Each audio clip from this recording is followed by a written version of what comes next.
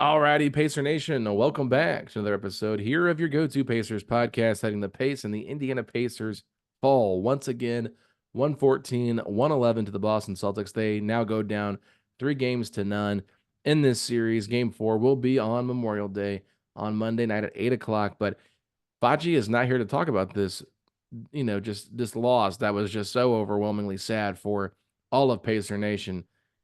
Carson Stafford, who has been on this podcast a few different times, part of the group chat that we usually have on the show, is here to join me and talk about this game. Carson, 114-111. Before we dive into everything, like, the nitty-gritty kind of stuff, like the deep, detailed stuff, just your overall thoughts on this game. I mean, obviously the immediate reaction is to start off negative. I mean, just when you are looking at a series like this where you're the heavy underdogs, but you really, for all intents and purposes, could be looking at a 2-1 lead. I think it's easy to stand there and be negative. So I'm going to start off positive, and I'm going to say the first big thing from this game is Andrew Nembhard. Man, what a performance, what a game. Um, I almost don't even know where to begin. It's just really encouraging seeing him really step up in the absence of Tyrese. Mhm. I've mentioned it a couple times, I think ironically enough, to you and the guys in our group chat, but he's had a lot of performances and a lot of moments where he's reminded me of Jalen Brunson in his early days in Dallas. And I can go a little bit deeper into that, but just in regards to how they utilize footwork and just kind of step up. I remember Brunson doing that in some games that Luka was out and being like, man, this guy's showing some flashes. Now that's not to say I think that Nembhard's going to be an all NBA guy or is going to leave us in the next 2 years or anything like that. But he just really showed out when he had the opportunity, and I feel like we've heard so much of that recently. Is that's what it takes in the NBA is opportunity and skill, and Nembhard showed that he had both of those tonight. Yeah, I think that if anybody watches this game, you kind of can see where if he's a little bit more of the focal point of the offense, where he can do that. And I think it goes all the way back to the beginning of the season when Carlisle wanted him to be the engine that ran the second unit. They know that he's capable of these kind of performances offensively. But once again, with the way that this team needed defenders, he had to go into the starting lineup and has to play that second fiddle to Tyrese Haliburton to really be super impactful for this team moving forward. And he's not as good off ball as he is the natural point guard position. So tough game for him, obviously. Some big shots that kept this team alive. Really was the one that got the team going there in the first half. Him and Pascal and Miles really were just dominating together. Looked kind of like the Pacers version of a big three there. But in the second half, he had a huge clutch three in the corner, followed by a McConnell clutch three. And then it just seemed like Indiana really struggled to get some offense going. And I want to start off with Rick Carlisle's press conference because I think that the most interesting thing is coaches and how they respond to things. And we saw against the Knicks, Rick Carlisle was devastated and so irate with the amount of missed calls that happened in games 1 and games 2.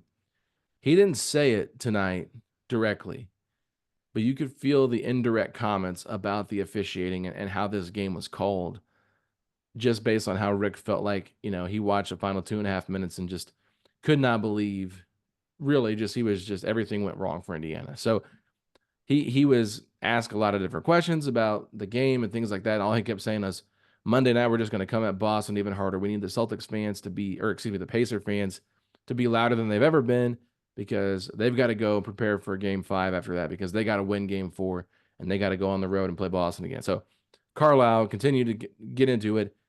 But then at the end of the press conference, there was another question about to be asked, and he just stood up from his seat, grabbed his little paper with the stats on it, crumpled it up, and said, "I'm done." Walked very annoyed off the stage, threw his piece of paper in the trash can, and you could just tell like this loss was not sitting well with him. He watched the final 2.5, 3 minutes of the game before he came into the media room and talked to the press. So not something he's usually used to doing, but he will do it from time to time. So just seeing a coach at that is that frustrated with the officiating. I mean, don't want to like blame the officials for this game, but I know that there's a lot of Pacer fans that are probably very upset with the inconsistency of the calls. Yeah, and I think, I mean, with in terms of officiating specifically, like I've felt personally like has this Boston series been perfect? No, what NBA series is, but I think we're kind of getting to a point with the officiating where overall it's kind of death by paper cuts. It really hit hard in the New York series. I felt that way during the New York series where I was kind of like, man, no matter what we do, we can make the right play. We can make the steal, but it's going to get called a kickball, and it's not going to get overturned for us. But the kickball will get overturned for them, something that isn't reviewable. Um, and so I think at this point, I would think that it's more of a culmination of kind of what's led up to this and what we've been dealing with all playoffs long, as opposed to just games one, two, and three. I want to just dive in a little bit here and say why I think Boston probably gets away with a little bit more than Indiana. I think if you look at a team that has a defensive reputation of being a great defensive team, they're number 2 in defense, I think, in the league this year. They've got Yeah, Drew Holiday. and What? first and half court Yeah. defense And then specifically. you've got studs that made the all defensive team: Drew Holiday, Derek White, Jason Tatum, Jaylen Brown. They can hold their own defensively. And obviously, Al Horford has always been a good defensive player his entire career. I think because of the reputation that they have, plus the superstar talent that they have on their team, that does change in a game. That does impact a game and how it's called.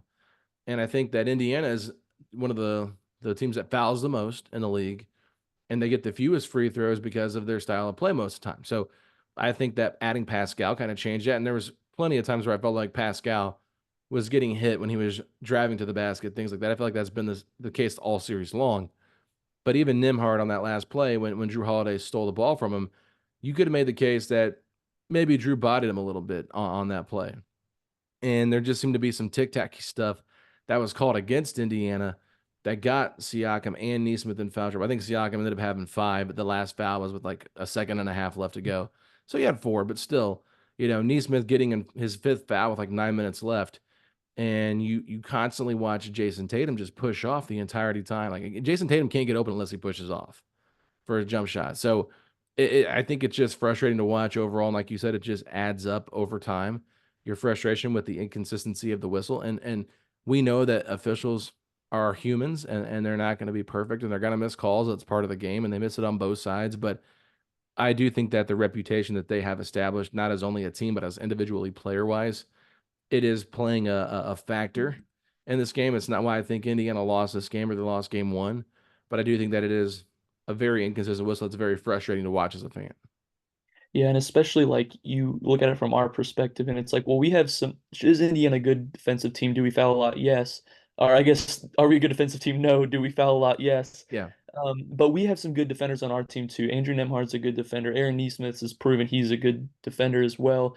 And going back to game one, I mean, you felt his absence when he was in foul trouble and even fouled out on that. And I believe he was unavailable. Was it for all of overtime in game He fouled one? out in overtime. He got 2 quick Okay. fouls on the offensive rebound. And then when he went and chased down blocked or fouled Tatum on that chase down block to try to save the possession.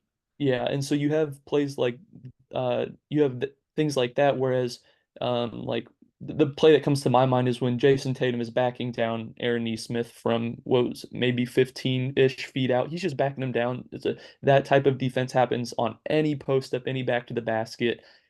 Tatum takes a step back into Nesmith. Nesmith resists, does it 2 or 3 times, does the same thing every time, and then for some reason on the third time it's called a foul. And so I think that's those tic-tac fouls that it's like, okay, well, why are our defensive guys being called for those, but maybe not the other team? Mhm.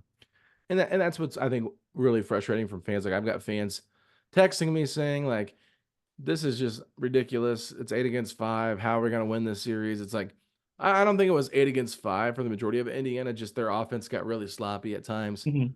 in the second half. But I mean, if you go back and look, Carson, here at the last 2 minutes and 38 seconds after McConnell makes that 2 point shot, it's 109-101. Jaylen Brown then makes an 11-foot 2 point jump shot to make it 109-103. Then Tatum hits a wide open three, cuts a lead to 3. Nembhard gets fouled. He makes 2 free throws, goes back up to 5. Then Horford hits that corner 3 from that pass from Tatum that was really beautiful. They cut the lead to 2. And then Drew Holiday drives to the basket and Pascal Siakam makes a terrible decision and fouls him. And I think that could have been a questionable call too, that maybe you just let Mhm. that one play out because there was minimal contact on it. And we've seen a lot Yeah. of it like Marginal contact has been the phrase we've heard multiple times this year. So he gets the and one. Drew makes a shot or makes a free throw. They go up by 1 point. Pacers call a timeout. They advance the ball. I thought Andrew Nembhard had a good look at that 12-foot pull-up jumper. He'd been playing well all night. He missed it. Celtics get the rebound, and Jason Tatum misses a driving layup. Nembhard gets the rebound, and of course, this is where everything gets chaotic. He goes on a fast break, but it was a 1-on-4. Hmm. Celtics were already back. Rick Carlisle doesn't call timeout. Drew Holiday steals the ball, tries to dribble the clock out. Siakam gets him. He goes down, hits 2 free throws, 3-point game. Pacers miss the game tying three from Neesmith in the corner. That was a beautifully executed play that got him wide open. But I said a lot there, but I think that stretch there that really killed Indiana was a three by Tatum, a three by Horford, a 3-point play by Holiday, and Indiana only got 2 free throws to fall for him in that stretch. What were your thoughts? Just the final 2.5 minutes. Yeah, I mean the final 2 minutes of both halves was kind of the story, like was what killed us this game. Was the inability to our I think was it we let them cut the 18-point lead down to 9 in the first half over Mm-hmm. 59 seconds, I think, maybe 60 seconds. And then again in the last two-ish minutes.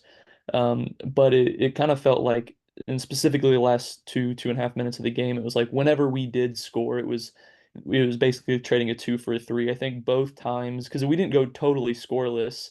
We did go scoreless obviously a few times, but it was like if whenever we scored, it was like it was sandwiched by a three before and after that, and so we couldn't. It was like they were gaining ground even if we were making a good having a good possession. So I think that really, really hurt there.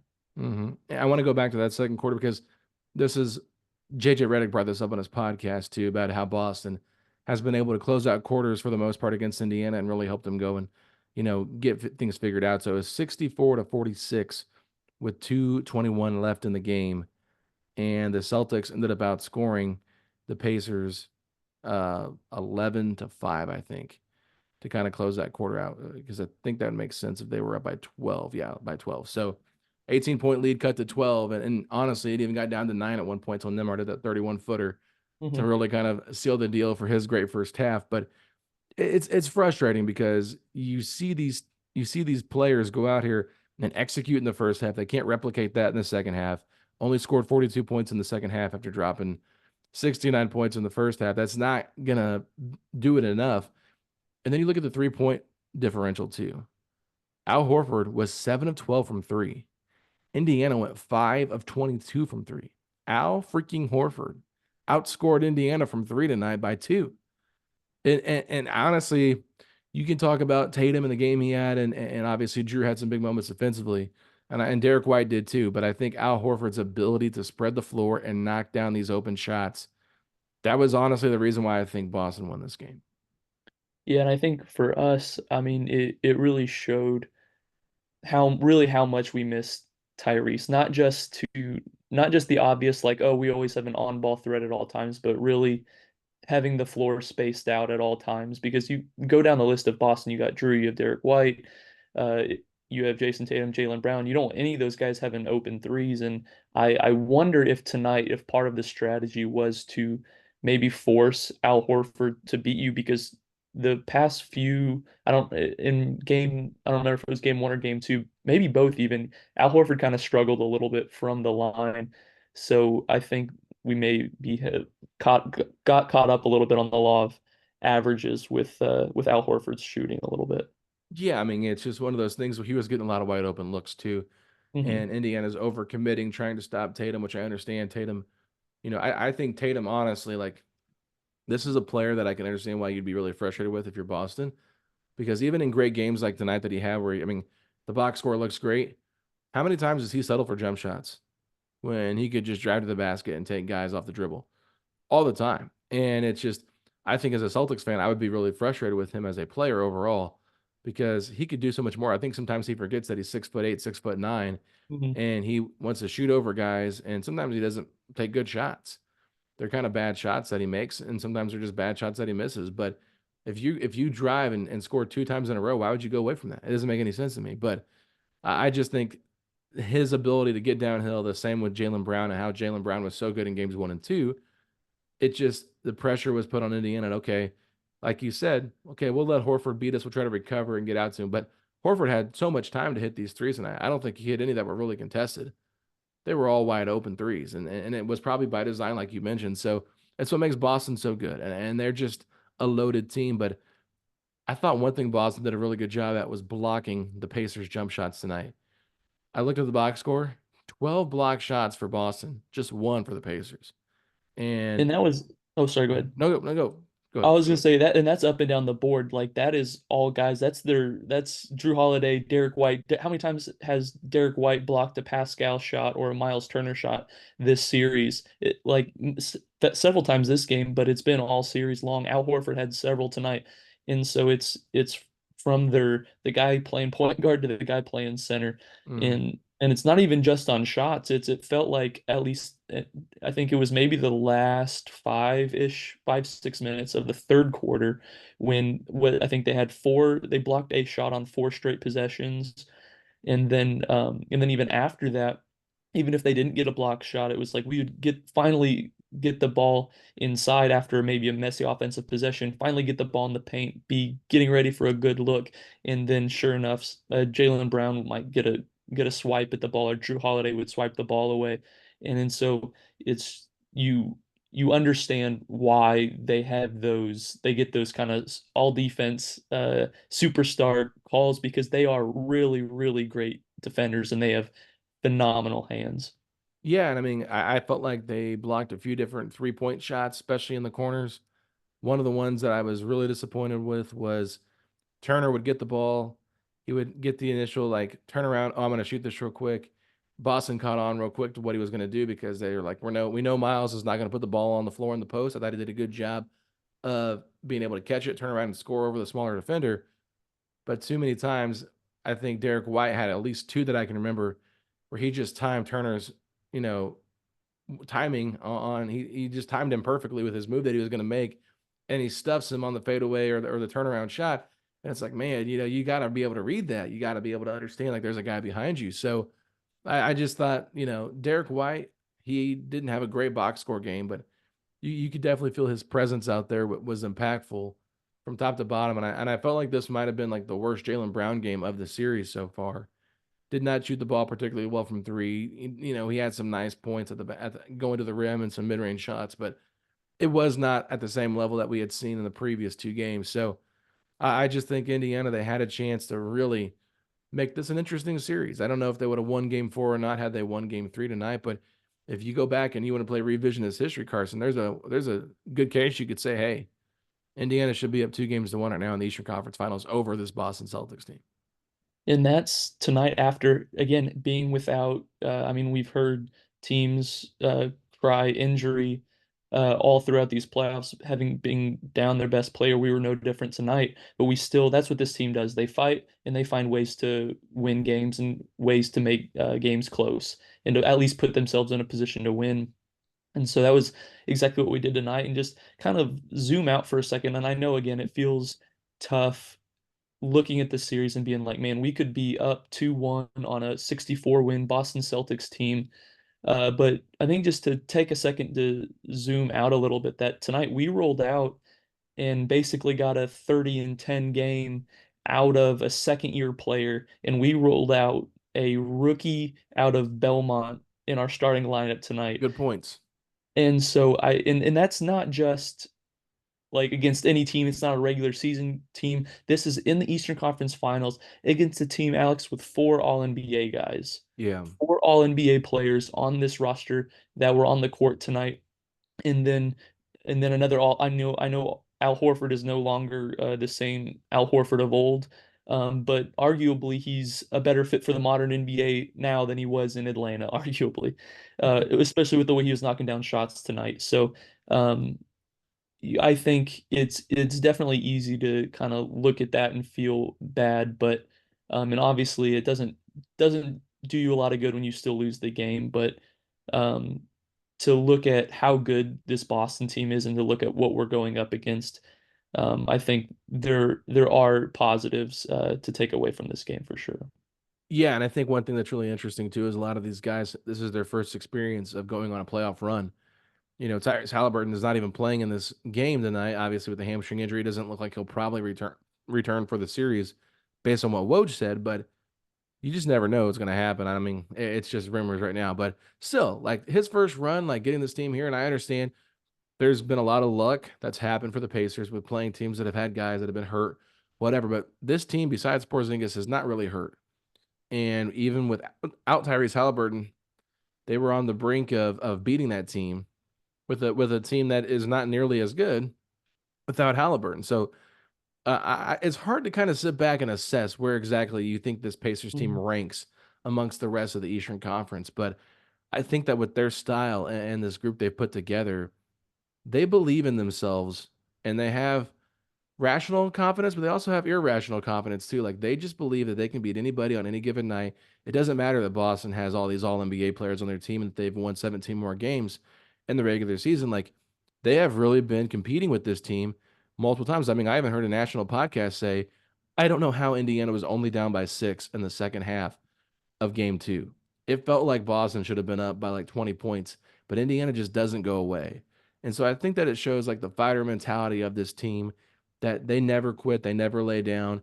And I know that when you're down 3 games to none, it's easy to kind of throw the towel in, but I don't think that that's the competitive spirit we've seen from this Pacers team. They might force a game 5. They really could.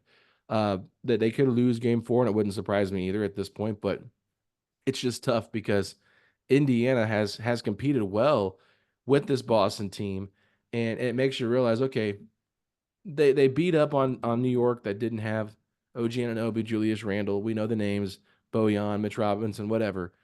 But who's to say that if those guys play, Indiana still can't win that series? I think that it's too much. Oh well, we saw what they did when OG played versus when he didn't. Okay, I mean that's fair. You can make that point, but all these hypothetical things are just a little bit overblown in my opinion. I think Indiana has earned their way here, and I think that they've experienced so much throughout this run that it's only going to make them better moving forward. So Andrew Nembhard, a guy in year 2 that I know a lot of Pacer fans have been hit or miss on him all year long because of his inconsistencies. But you have to realize sophomore slumps are a real thing, and I think Andrew Nembhard is rising to the occasion and showing how much he can actually be an impactful basketball player in this league for a long time. And I think if Indiana's smart, building with him moving forward as a part of your core is the way to go because I feel like he's only going to get better defensively and offensively. And I think that he can be a really nice piece long term for this team, whether it's coming off the bench as the backup point guard whenever TJ McConnell decides to leave or playing next to Tyrese. I think that the Tyrese fit is actually a pretty good fit. Yeah, and it's one thing to be that guy and to rise to the occasion when given an opportunity in the regular season, but it's another thing to do it in the first and the second and the third round of the playoffs Yeah. when your best player's not there. We've seen so many guys that feels like who it's like, oh man, they're showing a lot of promise, but let's see them do it in the playoffs, and then you see them play in the playoffs, and they just get straight up played off the floor. It's like they're too they're too small to guard certain guys. They have too glaring of weaknesses. Maybe they're not a good enough shooter, and they're not good enough on both sides of the ball to warrant them being really the only one non-shooter that you can afford to play in a playoff series. And he just has stepped up to the occasion. He's made the right plays, limited turnovers generally, made shots. It feels like his shooting, I think, what was it? I think they said it in game 1. I think Miles was leading of all remaining players. He was Miles was number 1 in 3-point percentage, and then Andrew Nembhard was number 2. And that was Hmm. as of game 1. I'm not sure what that is, but it feels like he's just totally found his shot. And really, if he can maintain that effective shooting, that really, for me, changes his outlook on how he fits with Hmm. this team moving forward. Yeah, I mean, I think the last thing you want Indiana to do is kind of go like you mentioned earlier, like you talked about, like the Jalen Brunson comparison. You don't want Neymar to leave and become like a starting point guard somewhere else. Now, I don't know if he's got the same offensive skill set as a Jalen Brunson because Jalen Brunson was all NBA second team. Hmm. But it's hard to also say, well, we really haven't. But you can also argue we really haven't seen that with Nembhard because he hasn't been given that opportunity. So it's one of those things where you can make the case both ways, and I'm not going to argue with anybody and say you're completely wrong or you're completely right, whatever. But I do think that he's a very special player. I've been hammering the table for him pretty much since last year. Like I just think he's that good of a player and that impactful of a player. So I'm hoping that he's using this as an opportunity to grow. I mean, you could see the emotional reaction and response on his face in the post game press conference. I mean, the man just looked like he had lost a family member. Like that's how depressed he looked. And you just feel for a guy like that because you see that emotion on him, that devastation on him. But also on the flip side, you let that sit with you for a while, and that's going to carry over into I don't want to feel this way again in future playoff runs. So I think to me that that's a great learning experience for him, even though I don't think anybody really expected Indiana to win this series, even if you were a Pacer fan.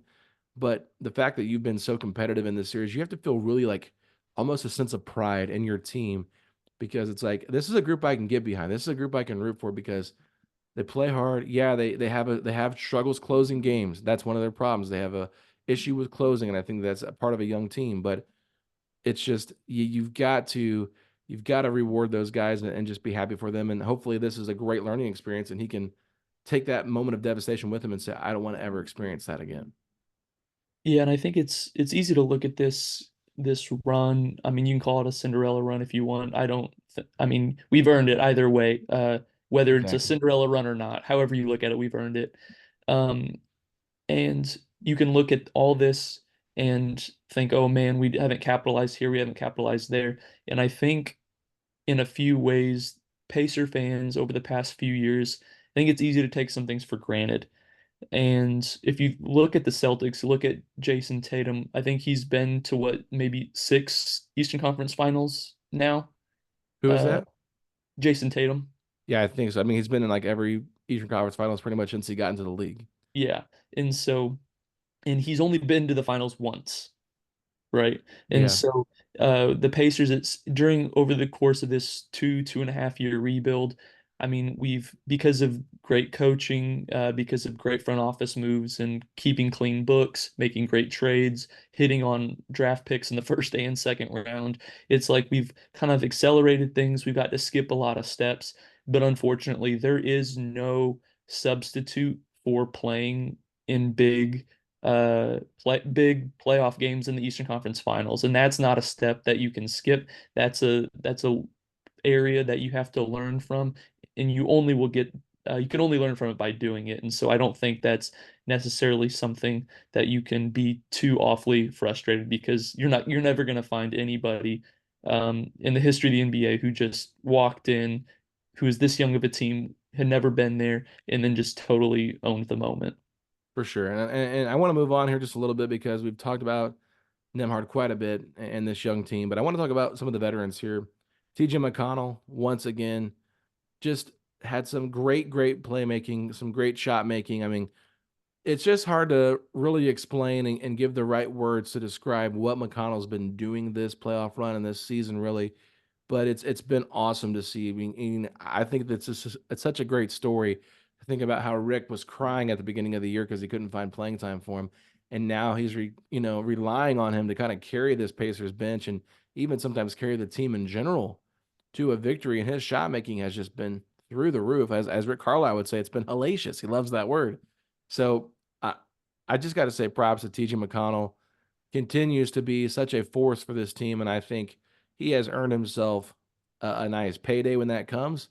I don't know if it'll be with Indiana, but I don't know if they can afford to keep him long term with all the money they're going to have to be paying out. But I don't think Indiana really can afford to let someone like him go because we've talked about this team needing a dog for years, and I think maybe the whole time they had him on the bench, and we just didn't realize it because they didn't make the playoffs. Yeah, no, I second all of that. I'm a little worried about when free agency hits, what someone might throw at him. I'm hoping, fingers crossed, that maybe we can come up with some sort of deal where it's like, hey, you'll be on the coaching staff if you hang around. We'll promise you we'll save you a spot. I don't know. I don't even know if that's allowed. No idea.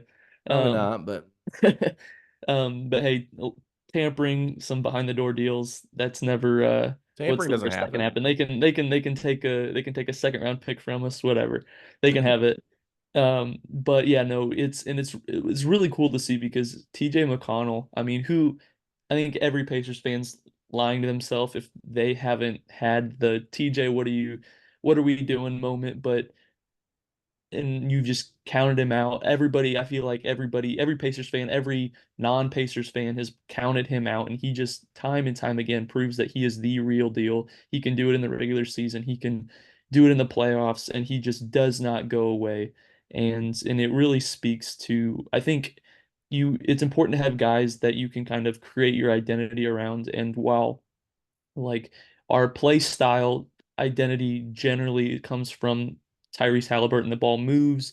It's a pretty game, but the heart that we play with, I think it is fair to say a lot of that comes from TJ McConnell. That's a great point. I mean, he just plays with so much heart. He plays hard, no matter if it's game 37 against the Washington Wizards or game 3 of the Eastern Conference Finals against Boston.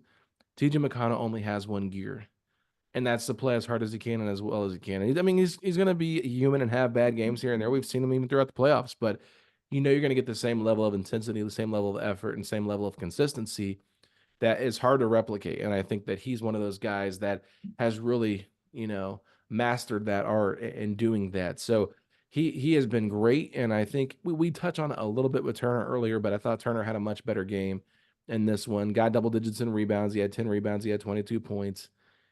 But was there anything else from Miles' game that you wanted to touch on here that you noticed from him?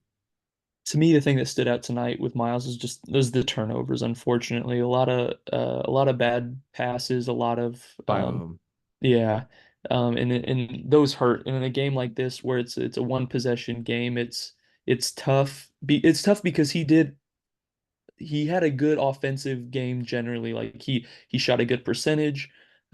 He took good shots. He rebounded the ball well. He did a good job of using, I think a lot of time. I mean, how many times have we heard people and at times it's fair to say, oh, Miles Turner, he isn't super physical, he's maybe soft at times. He did a good job getting in there, getting boards, using his height, using his strength. He was looking to be aggressive on post-ups when he did have Drew Holiday and Derek White on him, he was at least being aggressive, and that's what you want to see.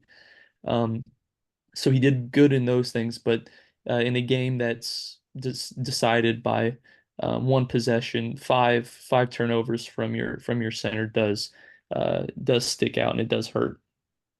For sure. And he's got to be better.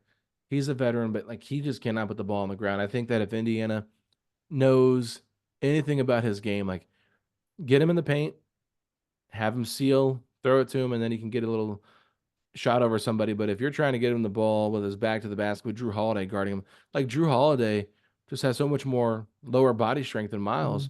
He's going to root him out of there, and then he's got quick hands, and he's going to steal the ball from him because Miles is not a good dribbler. So we've seen Miles have some nice moves off the dribble every once in a while, maybe a step back three that'll hit, or he'll dunk on somebody with like a couple quick dribbles, but like constantly putting the ball down, trying to score, it's just not his game.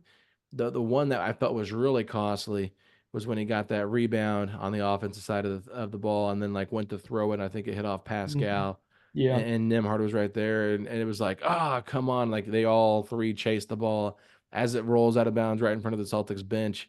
And Pascal puts his hands up, was like, guys, we got to talk. You guys got to talk. Let me know you're there. Like, I won't touch it. But I think in that moment, it's just hard because as a basketball player, like if you see the ball come your way, like you can't trust that there's somebody behind you. You just try to grab it. So it's just one of those things. It's just mental mistakes, and that's where you did miss Tyrese tonight, was just being able to kind of control the offense a little bit more, especially when things got a little bit tight. I mean, you could tell Tyrese was really trying to encourage those guys on the bench every time that they would pan to him, and he'd be there's like clapping his hands, guys. It's okay, like just trying to keep the positivity up because the moment you get negative, that's when things really start to like spiral out of control. And you could feel that pressure. I think they felt the lead slipping away. Like you could feel it in the building, you probably feel it on TV. Like you knew that a 9 point lead going into the fourth quarter, whatever, I think that's what it was, did not feel safe against this Boston team. And then Indiana's offense was just so stagnant at times.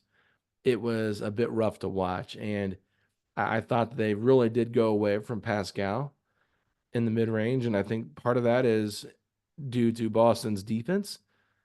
The other part to me is just Indiana not being a mature enough team to really force Boston to play against that defensively. They just allowed Boston to dictate that, okay, we're not going to go that route. And I think that it really just kind of crushed Indiana a little bit in their offensive rhythm. Yeah, I think tonight, at least it felt to me early on, at least, that it was very clear that, hey, we're going to be without Tyrese. That means it's a next man up game. That means we need you guys to be a little bit more, maybe um, reactionary, more active with the ball in your hands. Tyrese isn't going to be able to just get feed you guys open looks all night long. So this is gonna still obviously still move the ball, but someone's got to be the person to make the play. And at times it felt like we had maybe too much of that. There were a few possessions where Obi kind of got putting the ball on the floor a few too many times, and then same thing with Miles. And while you want to see guys aggressive like that, you in this game specifically, especially down the stretch, you're kind of like, okay, there's more or less two guys whose hands the ball needs to be in, and that's Nembhard because he was having an amazing game in Pascal. And when you get away from that, there's a reason why um, your best players need to make your biggest plays, especially Mhm. down the stretch. I mean, compare kind of the dynamic that we're discussing right now to the other conference final series going on between Dallas and Minnesota. Minnesota's had a few leads that they've let slip.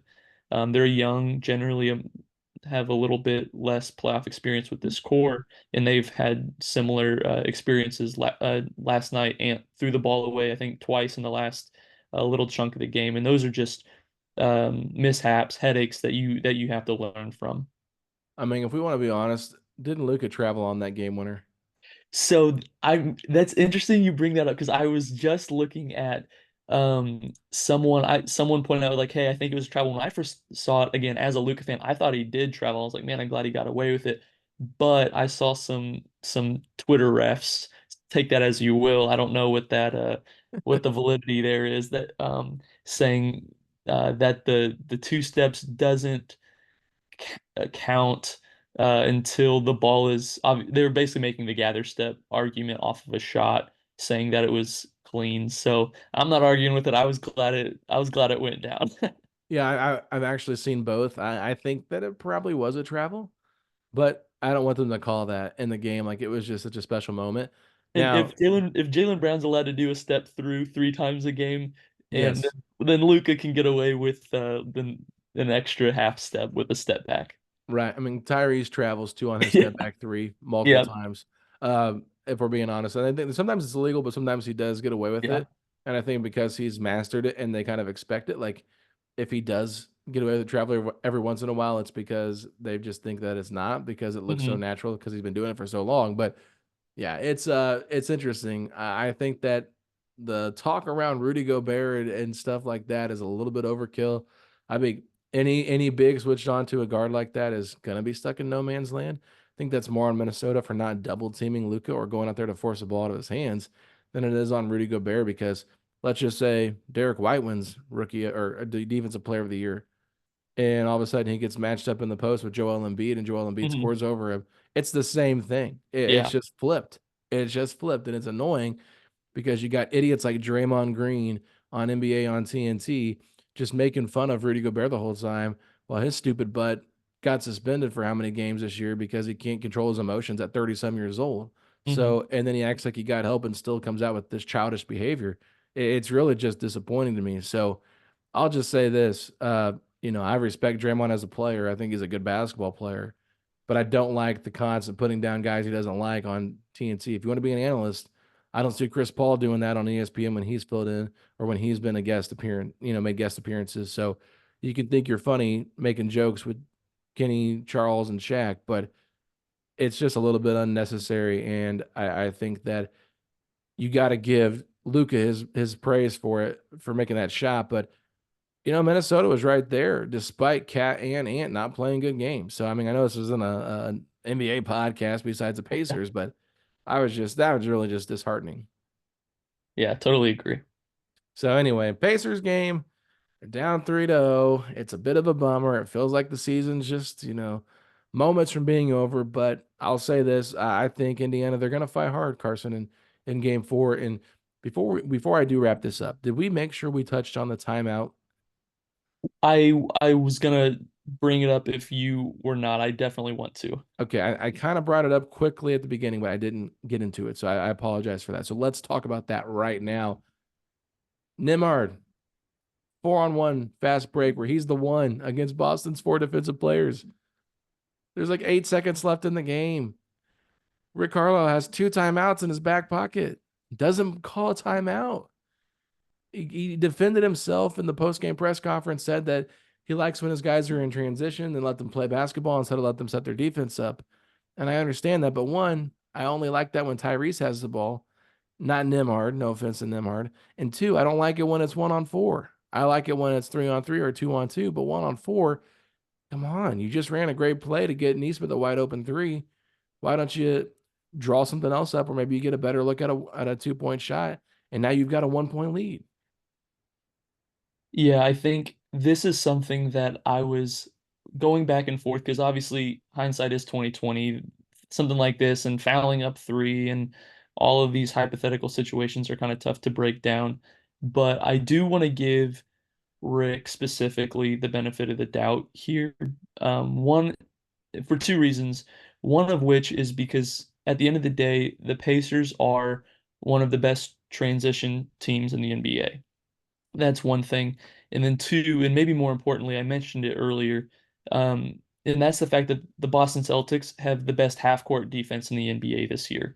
So for me personally, I think I would be willing to take my chances scoring in transition against this Boston team before I would try to score on a starting backcourt of Drew Holiday and Derek White. And again, how many times did we see them just block jump shots on threes? Right, How many right. times did we see them block Miles Turner, or just swipe away the ball and we don't even get up a shot? And so I think while he had an amazing game, I think the key is not here. The key is not that a timeout was or wasn't called. To me, it's the fact that it was a generally a sophomore rookie type playoff mistake from Nembhard not to recognize that, hey, I have Drew Holiday, top three on-ball defender in the NBA guarding me. I have Al Horford next up, and then behind him I have Derek White. And then you're right, it technically was a 4-on-1 break because there's a fourth Celtic in there in front of the ball. But he did have Miles and I think Neesmith on the wing, and so I I think it was more so while he had an awesome game, and he's the only reason why we were in the game. I I think it's more so on Nembhard to recognize, hey, I have three guys watching me basically in a line. It's Drew hounding me on the ball, then Al Horford, then Derek White in the middle of the lane. Probably somebody else is open if they're running with me, which maybe he didn't know that. I don't know. Um, I think I'm okay with a collapsed, like kind of scrambled play to get up an open shot, especially since our offense was so stagnant down the stretch against that really, really tight Boston defense. So you're not mad at Carlisle for not calling a timeout.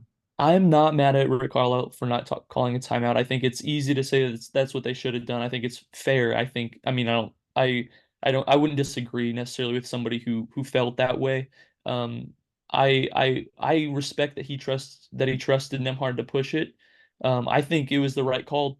Generally, I think it was the right call to push it. However, you do have to keep your head on a swivel, head up, look to make that pass because again, three guys on you, three guys watching you.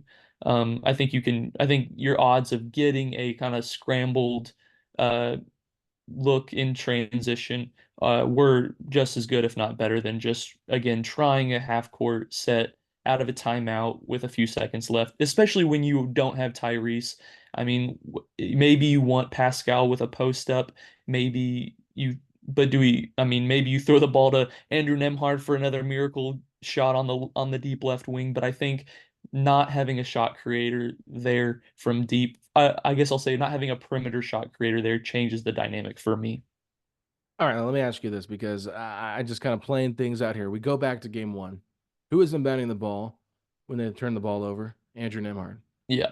Who also had the ball, and you're asking him to realize that he's got a 1-on-4 right now, Andrew Nembhard. We just talked about it. This is his second season and his first time in the playoffs. Hmm. I'm not making excuses for Andrew Nembhard, but I'm also saying as a coach, you have to realize this is a young player.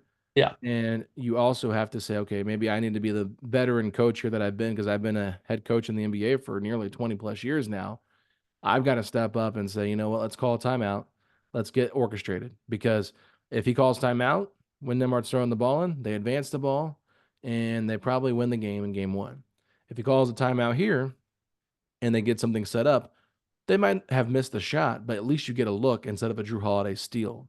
So the big thing for me is I'll disagree with you just because I feel like I understand what you're saying and I respect your opinion. But I think the main thing for me is get orchestrated Yeah. because you don't have Tyrese. And you mentioned it. If you had Tyrese, it would make more sense to let him kind of, figure things out. And maybe he could, rope a dope one of the Celtics guys and then, hit Miles on a trailing three or something like that. But we even we saw Tyrese in game one allow that Drew Holiday pressure to impact him as well. So I just think that in that moment with this young team that's really inexperienced, mostly in the playoffs, especially this deep against this good of a team, you trust your coaching staff to draw up a gorgeous play that at least will get somebody open or get you to get the ball in bounds so you can run some type of offense. And even the shot that Nembhard took before that, the little Hmm. step back fadeaway, like that was a good shot. He's been hitting that. Even if you go back to the well and do that same thing again, maybe he hits it this time. So to me, it would have allowed them a little bit more possibilities than trying to scramble there. And just sometimes the chaotic pacer style can hurt them as much as it can help them. That last point, I didn't get to bring it up earlier, but I'm glad you mentioned that last point about this kind of chaotic, even if it's not necessarily chaotic, this transition style of play. I mean, there's a reason why every team doesn't just do what the Pacers do and play with insane pace and insane speed. It is generally a volatile play style. And you look at the end of the half, we were able to go up 18, what felt like in the blink of an eye, and we were able to lose half of that in the blink of an eye. And it kind of comes down to recklessness and how disciplined are you. Um, so I think that's a great point there. But yeah, with the timeout specifically, I all great points. I did have concerns. Or at least would understand concerns about getting a play inbounded and then being like, oh, well, we have Drew Holiday about to force a turnover. Like, I'm not convinced Drew Holiday couldn't have forced another turnover off of an inbound. Him Yeah, or but you had Derek another White. timeout too. Yeah, that's true. But so yeah, I don't think it was as bad as what some people were making it out, and especially because I feel like generally maybe it was me just being more on the defensive side of Rick, because I've seen people saying, "Oh, I'm done with the Rick Carlisle experience," and I'm like, hold up, the coaching staff, top to bottom, is awesome, has done amazing jobs this year. I could not say enough good things about them. But also, say you are done with the Rick Carlisle experience, what head coach out there is better? I mean, who do you want to come in and do exactly what Rick's done? I mean, he hasn't even had a full offseason with this offense since the Pascal trade. And I think it's easy to overreact, I guess. That's the best way to say it. It's easy to overreact to a lot of just chaos between Tyrese Haliburton injury, a really emotional season with a lot of ups and downs. And so I think a lot of times, at least right now, I kind of maybe default to falling into the defense for Rick. I've been a Rick Carlisle defender pretty much all year long, and I've been very braggadocious about it in my tweets at times, especially when the Pacers made the Eastern Conference Finals. Yeah. But I definitely will say, like, his decisions to not call timeouts have not really benefited Indiana too often in these playoff series or even in the regular season this year. It's like go back to the Charlotte game early in the year when Yeah. Tyrese dribbled the ball off his foot and LaMelo Ball got the steal. It's just like sometimes it makes sense to do Yeah. that, but it also sometimes makes sense to, hey, I am great with sideline out of bounds plays. Yeah. Let me set something up here to get our guys a good look. And I just feel like there isn't like that Jason Tatum, Jalen Brown on this team, a Yeah. guy that can go out there and just get you a bucket like that. You want it to be Tyrese, but I really don't think that's Tyrese's game all that much. Siakam, I think, is probably the best player that can do that for this team, but still, his game is best, I think, suited when someone's kind of beating him in that short pick and roll type thing. So that's the position I think they really need to address, and maybe that's where Benedict Mathurin come into play. but he's hit some of those shots before, and we kind of saw him starting to do it more and more after the Buddy Hield trade before he went down with the injury. So just a little bit of a bummer that, this experience that the Pacers are having right now, Mathurin can't really be a part of. But I think that this is a team that everybody else has really got a chance to show they can handle this pressure. They've grown. And I think that if you're a Pacer fan, you should be proud of the way your team fought. Obviously, really sad and disappointed with the results. But if you're trying to find a positive on this whole entire thing, it's just this is going to be a Pacer team that's going to be good for a while. And I think the rest of the Eastern Conference is getting a wake up call to, hey, we can't sleep on these guys. Absolutely. And you hate to just say, "Oh, we're just happy to be here," because when you have a fighting chance, you wanna go down swinging. And I know that's exactly what this team's gonna do. It was kind of strange at the end of game two. In retrospect, it makes a little bit more sense knowing what we know now about Tyrese and his injury situation. I was kind of worried that we would come out slow and sluggish this game, that we wouldn't bring our all, at least on the mental and physical end, and I feel like we generally did. Whether or not that affected lapses or not, obviously those happened, but generally I would say this team brought it tonight, and I think people did not expect this game to be as tight as it was when they saw that Tyrese Haliburton was going to be out of the lineup. So super hard fought game, and I think they're gonna just because we're down 3-0 and no team's never come back and won a series from down 3-0 doesn't mean this team's not gonna fight. And hey, who knows? Boston has lost three straight playoff games in a row before, so maybe they'll do it again. Who knows? Hey, they were down 0-3 last year. They came Yep. back, made it a game seven. Why not Indiana? But Carson, thank you so much for joining us. I know it's been a little bit of a late night here on this Saturday night, going into Sunday morning here about 1:30 in the morning. So thank you so much for staying up with me. We'll be back tomorrow with a game four preview with Derek Kramer from iPacers blog, and then the game four recap with Facci on Monday night with Derek Schultz. So we got double Derek's coming on here after Carson was able to join us. So really appreciate the time. And I know that you're a Mavericks fan. So you're a Mavericks fan with the Pacers fan as well. So you might not get to see your dream finals, but you won't have to have any conflicting thoughts on who you're rooting for. So we'll see if Dallas can make this a 3-0 lead against Minnesota. But congrats to you for at least getting one team to maybe pull through and make the finals. Hey, it feels good to win one for once. It's a lot of losing over here. But with that being said, you guys can follow us at PacersPod STP on Instagram and Twitter. I'm at Alex Golden NBA. Carson's on Twitter at Beeg, BeegLuka. It's Beeg Luka. It's a little bit of a burner account there, but not trying to show his true colors of who he actually is. But it's his basketball account. Make sure you follow it there, and we'll be back tomorrow. See y'all later, Pacer Nation.